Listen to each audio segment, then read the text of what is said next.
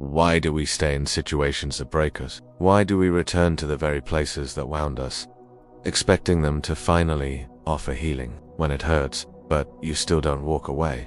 Ask yourself, why?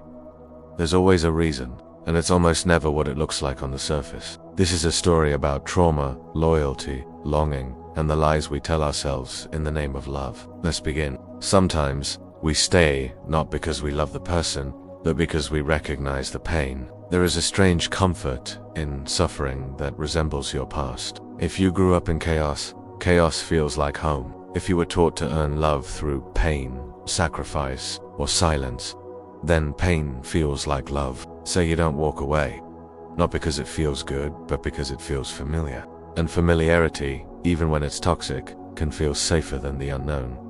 You tell yourself they'll change. You cling to the version of them that existed for 2 weeks in the beginning, or in rare glimpses since. You romanticize the potential of who they could be, and you punish yourself for expecting more. Hope becomes a prison. It locks you into cycles of disappointment, where you forgive too fast and forget too easily, or for a future that never arrives.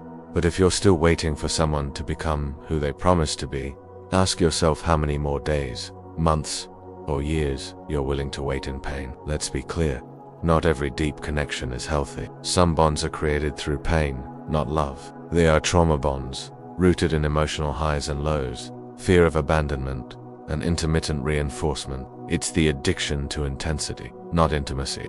When someone gives you affection after neglecting you, your brain lights up like you've won a prize. It's not love, it's relief. And relief feels like euphoria when you've been starving emotionally. But real love doesn't starve you to feed you. Sometimes the adult version of you is stuck in a situation because the child version of you never got closure. That child still wants to be chosen, still wants to feel worthy, still wants the love they never got. So you keep trying, not just to fix the relationship, but to finally feel enough. But you weren't meant to suffer just to prove you're lovable. You were meant to love yourself so deeply that no one could ever convince you otherwise again.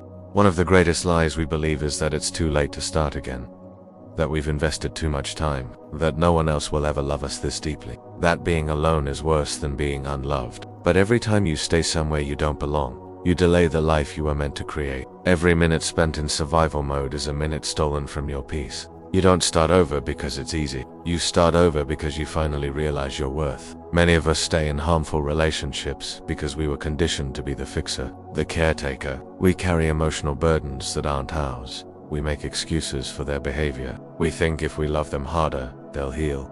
But healing isn't your job. It never was. You cannot rescue someone who's determined to stay broken.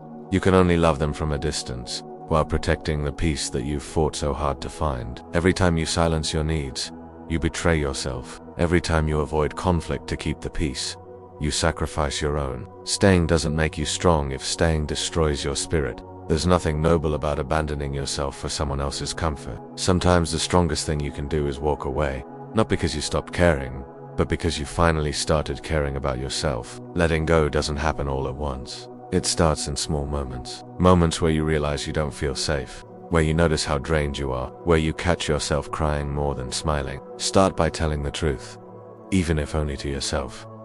Write it down, speak it aloud. Remind yourself that what you're feeling is real and valid. Letting go is hard, but staying stuck is harder. You are not here to save everyone. You are not here to be someone's emotional punching bag. You are not here to keep repeating the past. You are here to evolve, to grow, to break patterns that broke your parents, to choose peace over pain, to live a life where love feels like home, not survival. Choosing yourself might feel selfish to the wounded version of you, but it's sacred to the healed one when it hurts.